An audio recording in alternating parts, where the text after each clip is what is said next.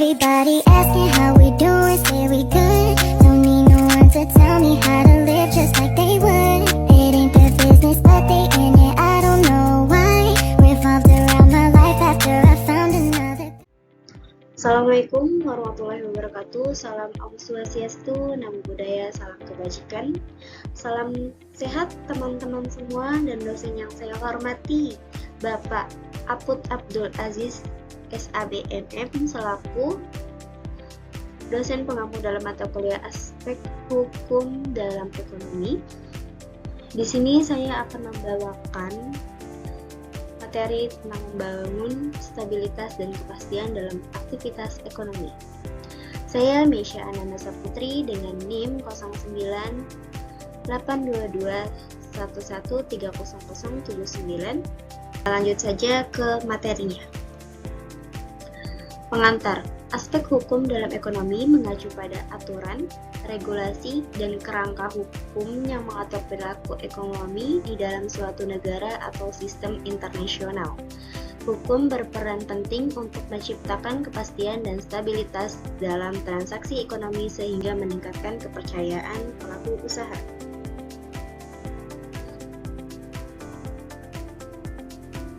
Berikutnya, peran hukum dalam ekonomi.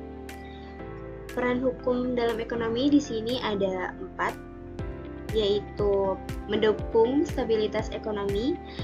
Dimaksud dari mendukung stabilitas ekonomi yaitu adalah regulasi mencegah krisis dan menjaga keseimbangan ekonomi, misalnya kebijakan moneter dan fiskal. Yang kedua, menciptakan kepastian hukum. Dengan adanya regulasi, pada pelaku bisnis dan konsumen dapat memahami hak dan kewajiban mereka.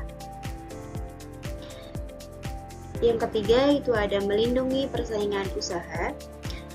Hukum persaingan atau antitrust menghindari monopoli dan oligopoli yang dapat merugikan konsumen.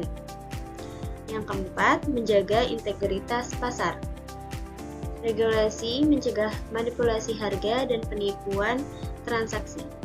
Selanjutnya, ada aspek hukum ekonomi di Indonesia, yaitu yang pertama, hukum perdagangan. Hukum perdagangan di sini mengatur transaksi jual beli barang dan jasa. Yang kedua ada hukum pasar modal. Regulasi tentang emiten dan investor di pasar saham. Yang ketiga, hukum perbankan.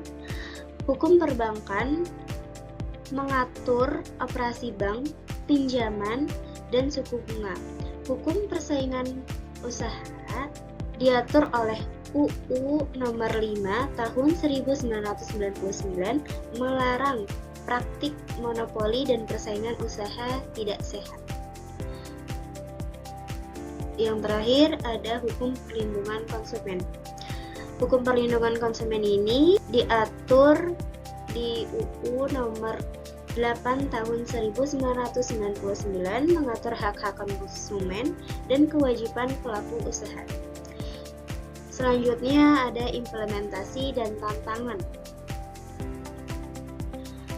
Kepastian regulasi merupakan perubahan regulasi yang cepat dan dapat menciptakan ketidakpastian bagi pelaku ekonomi. Yang kedua, penegakan hukum. Penegakan hukum dapat mengurangi efektivitas regulasi ekonomi.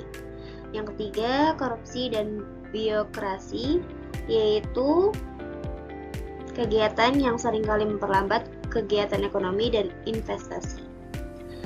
Yang terakhir ada harmonisasi hukum internasional.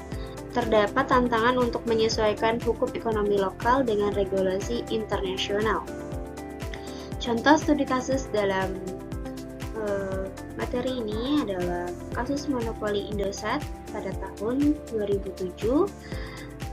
KKPU menjatuhkan sanksi kepada Temasek karena menguasai saham Telkomsel dan Indosat, melanggar prinsip persaingan usaha.